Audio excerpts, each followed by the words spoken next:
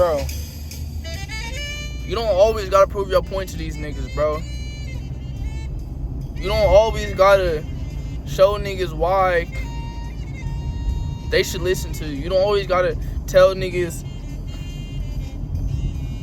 why they shouldn't do something. You shouldn't always have to try to help niggas. You shouldn't always have to do nothing. That shit don't matter, because at the end of the day, you gotta understand, not everybody want to be saved. Not everybody want to be helped, and not everything in your control.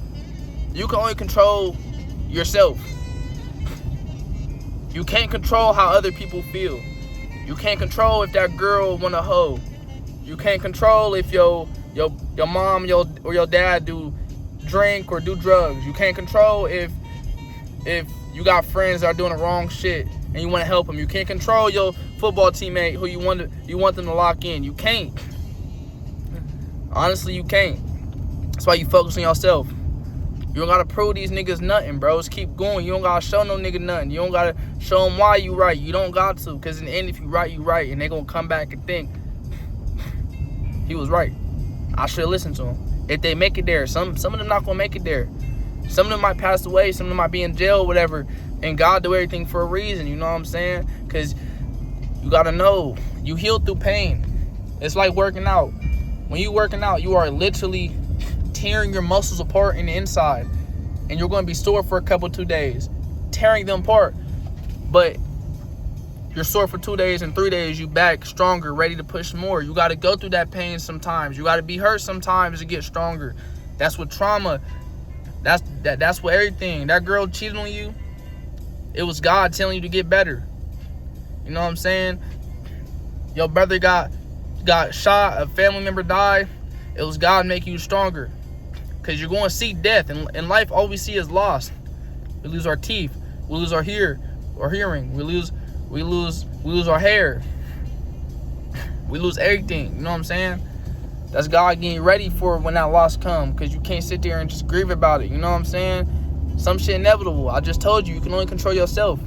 You can control what everybody else thinks. You can't control everything else in the other circle. You know what I'm saying? You gotta be blessed to be where you at. Like, for example, like for NFL players, you know what I'm saying? They are extremely blessed to be where they at. Well, I'll say professional athletes. They're extremely blessed to be where they're at. You know what I'm saying? And you gotta realize, like, not everyone gonna be there and be able to make it that far. You know what I'm saying? And I know a lot of people take themselves out that little equation of being able to make it because a coach might tell them, you gotta be realistic. You're not going D1. You're not going to the league. Or they may, or they hear the percentage of how small it is to go to the NFL, and they start thinking, they call it realistic. You know what I'm saying? Instead of shooting for the stars. It's school that tell us to think like that. Because school put that fear mentality in your head. When you in middle school, when you in elementary. I remember in middle school, they told me that shit ain't gonna fly in high school. And I went to high school and that shit was flying. I'm in elementary, just telling me that shit ain't gonna fly in middle school. I'm in middle school and that shit flying. You know what I'm saying? They put fear in your brain. That's what our government does. They put fear in our hearts to keep control over us. Because the only thing that keep control over someone is fear. It's always only fear. It's nothing else. It's only fear. Remember that. You don't got to prove your point to these people. These people be miserable. When you really sit back and realize how miserable these people be and how sad they be, you be like, well, I don't even want to help them. It's not worth it. Not even deserve your energy. You are a smart person. You mean something to someone. Go help the person that actually needs your help. Don't sit here and help the person who don't want to accept it. You don't sit here and waste your time accepting help from people who don't want to accept your help. They blessed that you even helping them. You don't sit there and waste your time doing that shit. You know what I'm saying?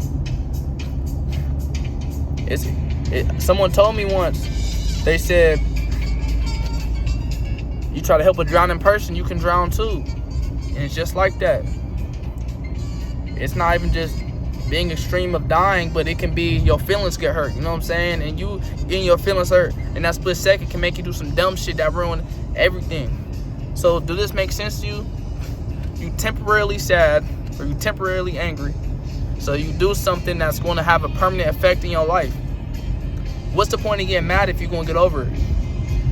What's the point of getting sad if you're going to get over it? What's the point of doing anything if you're going to get over it? It'd be ego. Y'all got to kill that ego. Y'all got to get rid of it. Y'all got to get rid of that ego of caring what other people think. You got to be numb to it. You know what I'm saying? You got to accept it and be numb to it. I'm not saying you don't give a fuck about what other people say about you, but when you hear it, it'll make you feel no type of way. You accept and you learn. And when you get rid of your ego, you're going to realize what matters. You're going to realize a lot of shit don't matter. Who got the fastest car don't matter. Who got the most money don't matter. It matters to materialistic people. Materialistic people are sad themselves. They're miserable themselves. They get all their happiness out of the shit that they buy. You know what I'm saying? And how they make other people feel and shit. You know what I'm saying? If you ever see people comparing and trying to work too fast in life, you know what I'm saying? Like people in high school trying to make the fast money. That's why they start selling drugs. Or, you know, people that don't even got their license and they want to get a Hellcat and they're working towards it type shit. They're skipping steps in life. They're living too fast. You know why? It's because they seen someone else with it and they're jealous. They want it now. Some people be jealous for women. Some people just want to impress women. They want the woman. They want the women. They think the women are going to automatically come. And then some people just really want to. There's some people are competitive that they want to compete with niggas, and that's how people end up dying. You gotta know, God gives you every emotion, every feeling you have for a reason. That competitiveness you might feel about why you don't got a car, or you don't got the same car as someone, or you don't got the same house as someone, or clothes or jewelry. That's the competitive God could have gave you to play a sport. And that competitiveness and drive you have as a person, you put that into your sport, now you D1. Now you could go to the NFL. Now you get NIL and change your whole life based off 1 year. That's how crazy it is. You know what I'm saying? There's levels to this shit, bro. God give you everything for a reason, bro. Some people just don't take advantage of it. Some people sit back and think, I feel this way for a reason, so I'm just finna sit here and be jealous of these people. You know what I'm saying? Some people are scared to accept. Acceptance is something people are scared of. They're scared to accept who they truly are. They're scared to accept, okay, they're scared to accept, okay, I don't like life like this. They're scared to accept, okay, I don't really like drinking and smoking. But the people around me make it seem so normal. That's why I do it. They know it's wrong inside. That's why people do wrong things. They know it's wrong. But the people around them are the justification for it. In reality, you can have 3 people going on the drill. They all know it's wrong, but they're all scared to speak up because they all think that the other people are really about it. None of them are really about it for real. They just think it. And just because they think it, they end up fucking themselves up forever type shit. You know what I'm saying? That's how life be. Y'all gotta realize, like, not everyone understand, not everyone think like how you gonna think. And if you think a certain way, it's for the right reason. You ain't thinking that for the wrong reason. Not everyone deserve your energy. Not everyone deserve your input. Not everyone deserve your opinion. Not everyone deserve your help. Help yourself, bro. Worry about yourself first, then you go back to help them.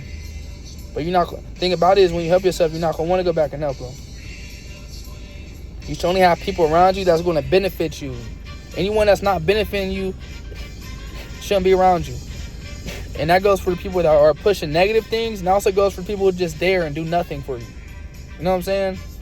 But someone's around and they're not helping you make no money.